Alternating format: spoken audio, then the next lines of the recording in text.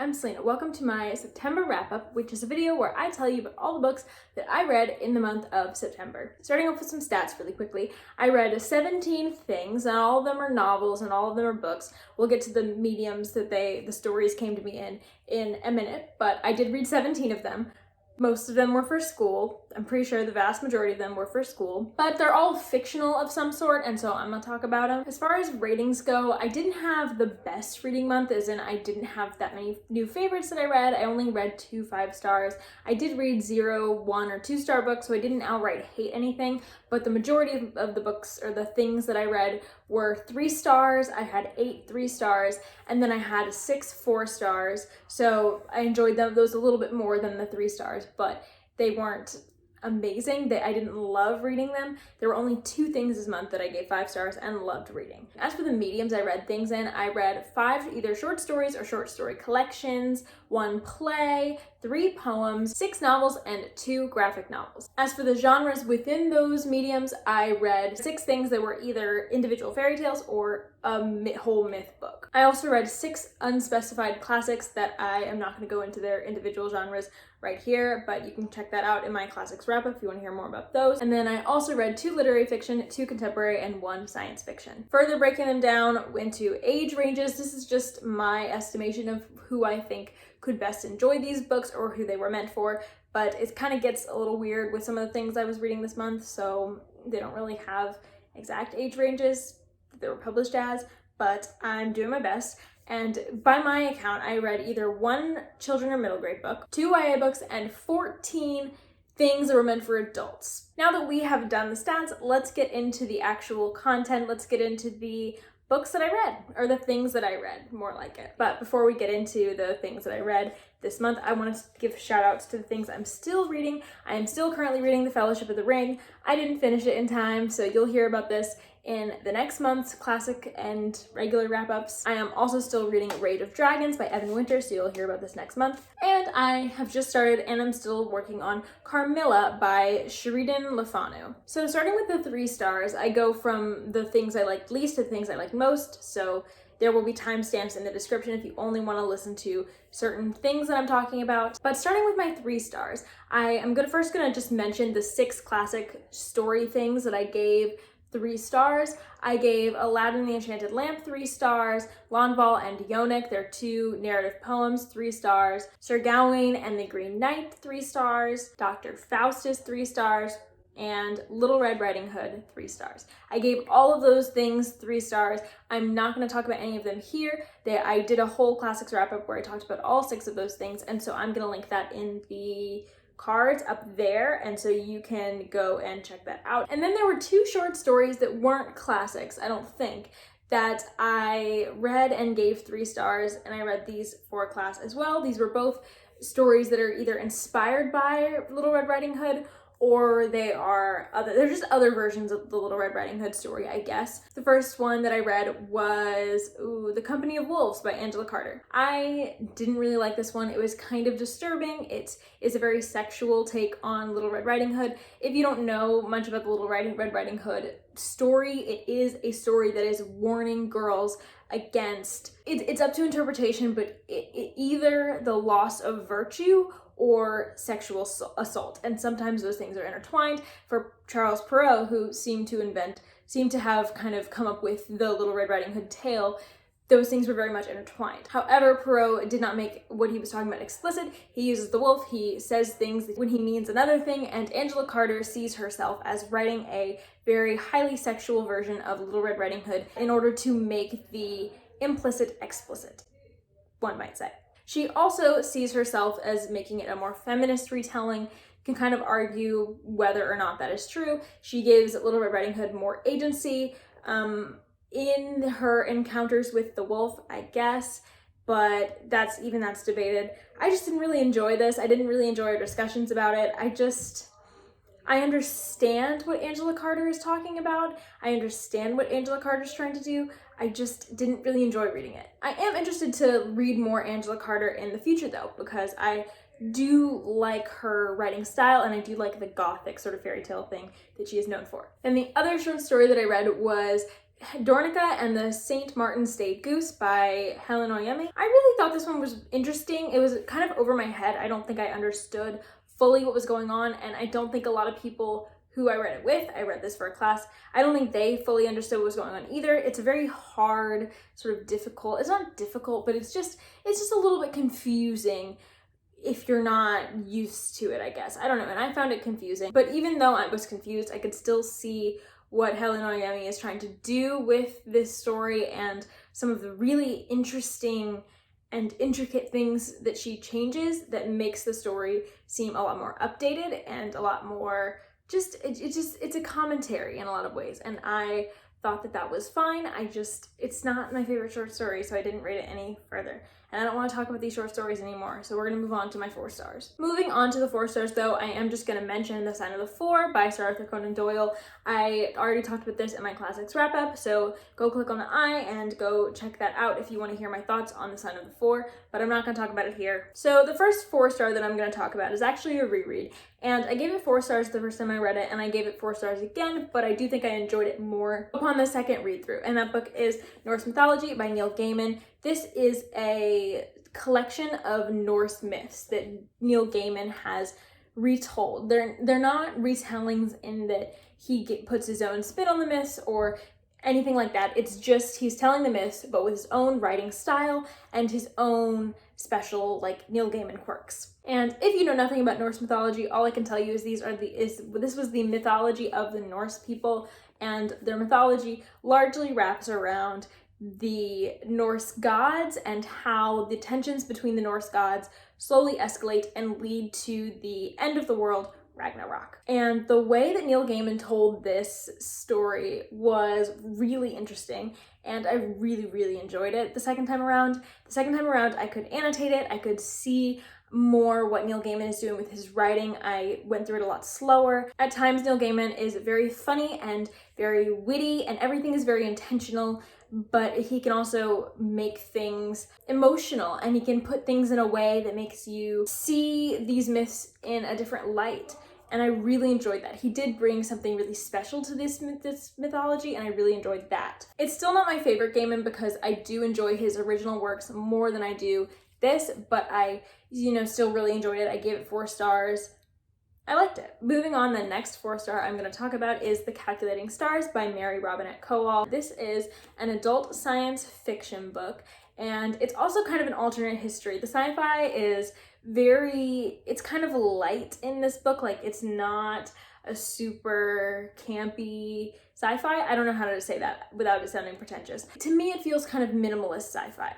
I'll get into it and you'll kind of see why. So in this book, we follow Earth after it has been hit by a meteorite, and part of the United States has been completely destroyed by this meteorite, and the world's environment is changing due to the effects this meteorite is having on the atmosphere, the land, etc. Things get so bad on Earth that the provisional sort of government basically realizes that they are going to have to abandon Earth and make a home somewhere else. And so the goal of the people in this book is to create eventually a colony on the moon that the people of Earth can escape to and live out the rest of their days. And we specifically follow a woman named Elma, who is a pilot and who really wants to be involved in the colonization process. She wants to be an astronaut, one of the first people to go into the moon colony, but women are being barred from the space program, even though many of them are either more qualified or just as qualified as the men. And so Elma kind of unwittingly becomes the face of this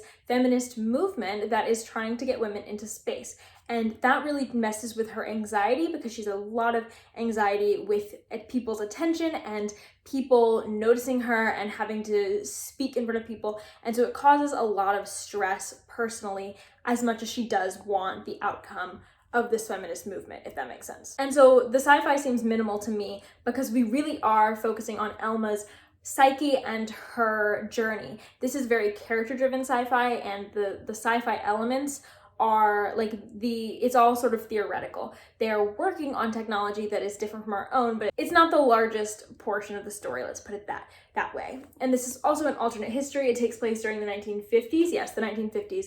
And an alternate history where the meteorite hits and things happen like this. I thought that this book had great anxiety rep. It was very intersectional in its feminism. It wasn't afraid to call out its main character for doing things that were not good. And like I said, the anxiety rep was good. I really felt like the characters and the character relationships were the best parts of this book because they were written so well. I felt like I knew them. I enjoyed seeing their relationships form. However, I did personally want more plot because I tend to be a more plot-driven reader, and I did appreciate the anxiety rep as someone who suffers from anxiety myself, and I did relate to it in a lot of scenes. It's just that I don't know, sometimes I don't want to read about it and I want to read about plot and like fun things that I could never experience rather than something that I do experience every single day. Does that make sense? I enjoyed this book. It was very interesting to see an apocalypse setting and how the social issues that we still struggle with today in 2020 in our timeline, how they adapt and come up even in a time where humanity should be sort of banding together and figuring out how to save themselves. The same prejudices keep that from actually happening, and it really shows you like it would be and like it is. And so I really enjoyed that aspect of it. It's just not my favorite sci-fi. I prefer more plot-driven sci-fi, but this is definitely good. If it sounds good to you, you should read it. I still gave it 4 stars. It's pretty much stellar. Like, there's not a lot of technical flaws that I could find. So, sounds interesting. I highly recommend it. The next 5-star book I'm going to talk about is a YA contemporary, and that is More Happy Than Not by Adam Silvera. So this book is about a boy named Aaron who is going through a really hard time. He has recently lost his father to suicide, and he has recently attempted suicide himself due to like all of his emotional turmoil. But he's in a great relationship with this amazing girl, and he just is hoping that things could be on the up. But then he starts having feelings for someone else, which complicates things in his already complicated life. And so Aaron decides to take matters into his own hands, and he has to figure out whether he wants to get a procedure that exists in this novel's world that would wipe his memories and of his trauma and wipe his memories of this other person, or he can live with it and start making changes in his life. And so he has to figure that out, and we follow him through his life as things change, and we see what he decides to do. And it's honestly nothing like I was thinking. That synopsis can't really capture the essence of this book, and I can't tell you anything else. So like, I just have to say, read it. This is a very character-driven book with a great main character, a great voice. This is a very raw and real story about a boy's pain. This is also an LGBTQ+ novel, and the stories that Adam Silvera tells are exactly what I think our world needs, because I mean, I really appreciate that he tells the sort of stories that people don't talk about, but they experience in the LGBTQ+ community. It's a good story about disenfranchisement and pain and the world can cause, and I thought it was really well done. For a character-driven book, though, there is somewhat of a plot, and it was kind of mind-blowing. It was kind of written in the most masterful way. Like, okay, when I first started this book and I read the first, like, third of it or something, I was like, okay, this is interesting, but I have this criticism and this criticism and this criticism. And then the whole rest of the book just showed me why those criticisms were not only intentional from Adam Silvera, but they actually worked and made the book better. They were there for a reason. And when everything came together, I was just like, mind blown. I was just like, what? This is so good. That being said, this is a 4-star. It isn't a 5-star. It's not a favorite for me, but it could have been at one point in my life. I know this about myself. When I was 16 or 17, I needed a book like this. I desperately needed it. This was exactly the kind of book I wanted, and if I had found this then, if someone had recommended it to me then, this would have been my favorite book. Sadly, I didn't find BookTube, and then I didn't get to this book until I was out of that phase of my life, and so not only was it not as relevant for me personally, but it also, my taste as a reader has changed. And so I prefer more plot-driven books now. I'm less character-driven, but I am so glad that I read this and so glad that this exists. And I can't wait to recommend this to other people who were just like 16-year-old, 17-year-old Selena, and needed this book. The final 4-star I'm going to talk about is Check Please Volume 2, Sticks and Scones. This is the second part of a graphic novel series, a webcomic turned graphic novel by Ngozi Okazu. This is a great graphic novel. I really enjoyed the first volume of this graphic novel, but I did have some criticisms. I thought the pacing was a little bit off for me. Sometimes I didn't feel like we sat enough in really important moments or moments I would have liked to see more of. But this book fixed all that. I felt like it was paced exactly right. We stayed exactly where we needed to for exactly the length we needed to. It was just a really fun, sweet book. And I'm realizing I didn't tell you what it's about. Great. So this is about a boy named Eric Biddle, called Biddy, who goes to Samuel University and joins the hockey team. But this hockey team is not like your stereotypical hyper-masculine hockey team. And it's a good thing too, because Biddy is gay. And so we follow Biddy in this team, which is very accepting and very great and doesn't embody the sort of toxic masculinity stereotypes that hockey teams can sometimes have. But we do follow Biddy navigating a world that still has those stereotypes and still has those problems. And we see him get better, we see him rise through the ranks. And in the second volume, we see him navigate a secret relationship, and it was adorable. It was so good. Their art is so cute. Let me find something that's not a spoiler to show you.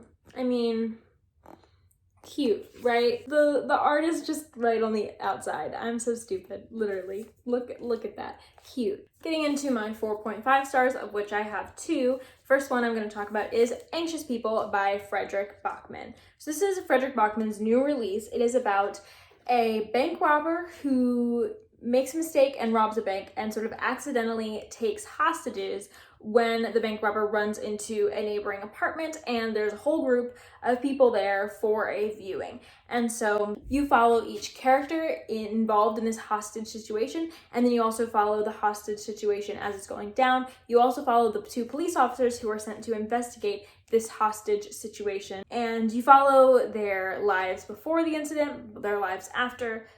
It's a good character-driven story. This is a literary fiction, adult contemporary. I don't really know how to describe Bachman's books. I've heard both. And it's kind of a weird experience. This book in particular was kind of a weird experience. It's not Beartown, and it's not And Every Morning the Way Home Gets Longer and Longer, which are my 2 favorite Bachman books, and some of the only ones I've read. I've only read his Beartown 2 books out there in that series, and then And Every Morning the Way Home Gets Longer and Longer, and those are both, I love them all. Beartown is more dark and has some aspects of thriller, and Every Morning has this sort of sweet, whimsical, omniscient, sad, bittersweet vibe. But this is not any of that. This is kind of like if you took a Lifetime movie and you made it witty and kind of funny and tried to make it funny, but also made it have a panic attack about life through the whole thing, then you might get something like this book. This book was kind of weird and sort of ludicrous at times to me. I didn't always love Bachman's humor. Sometimes I liked it and thought it was funny, and sometimes I just didn't. The characters started mostly wholly unlikable, and by the end of the book, I was rooting for them. I was invested in their stories. I wanted to see how this book turned out. And I don't know how Bachman did it. I don't know how Bachman took this kind of cringy, funny book and turned it into the emotional journey that it was for me, but that's what it ended up being. I gave it 4.5 stars. The different people's lives and the various plots of them really entangled and came together really nicely in this book. I really enjoyed that aspect of this book. I enjoyed the theme that no matter who we are, we're always affecting other people in our lives. But my favorite thing probably about this book was Bachman uses his omniscient narrator voice in this book in really interesting and unique ways, and he intentionally uses it in order to withhold information from the reader, and I really liked that. It made his plot twists all the more interesting, and I really enjoyed that aspect of it. By the end, this book did make me cry, and it did touch me personally, and so I've given it 4.5 stars.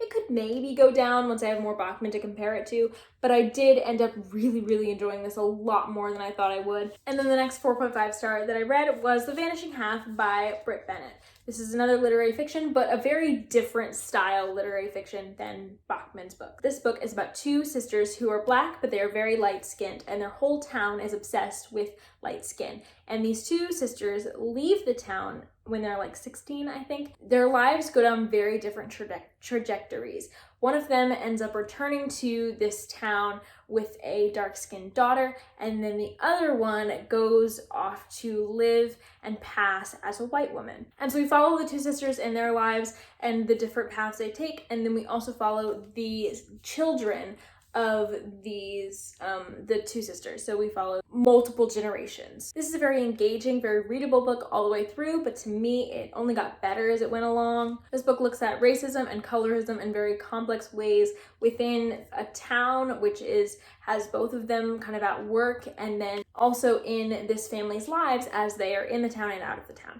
There wasn't any like weak points of this book in my opinion, but my absolute favorite thing that Britt Bennett did with this book was something similar sort of to Anxious People. Britt Bennett also withheld information from the reader in a way that made the plot really satisfying. She was able to withhold information and give it back to you later in a way that would completely change what you just read and the way you read it. And it was just so good. It made the plot build on itself, and it made everything just so engaging and twisty until the end. Basically, this is a pretty phenomenal book, and I highly, highly recommend it. As I said, I only had 2 5-stars this month, but it's good because they're both now all-time favorites, or one of them was before, but I have 2 5-stars that are both all-time favorites, and so that's great. I'm going to talk about the one that I've already talked about before first, and that is Pride and Prejudice by Jane Austen.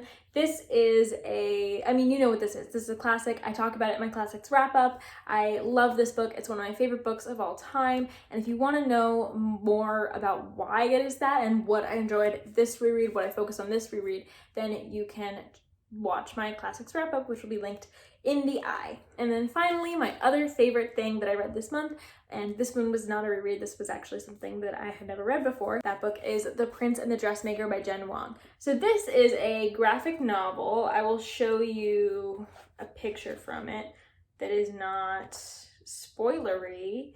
Yeah. It's got a very cute art style. This book is about a prince who wants to wear dresses, and so he hires his own personal dressmaker to design him dresses, and he goes out and wears them as Lady Crystalia. But obviously this is a secret, and so we do follow the prince as he tries to keep up his life that he's expected to lead and also the one that he wants to lead. This was amazing. I was expecting to love it, but not this much. It was amazing. It was so adorable. It made me cry. It's a new all-time favorite. It's just so lovely and so sweet. We deal with some gender non-conforming stuff in this book. It's kind of up to interpretation whether this deals with trans people or not, I guess. I think you could make a case for that, but also, I don't know. So I'm just gonna go with this is about gender non-conforming stuff. And it deals with gender non-conforming people in such an accepting and affirming way. It was just so beautiful to read. It's just a really nice escape into a world that is, in my opinion, somewhat more accepting than our world currently. And so I just really, really enjoyed this. It meant so much to me. Ooh, Lord. Thank you for watching my September wrap up, and I will see you in my next video. Thank you for watching. Bye.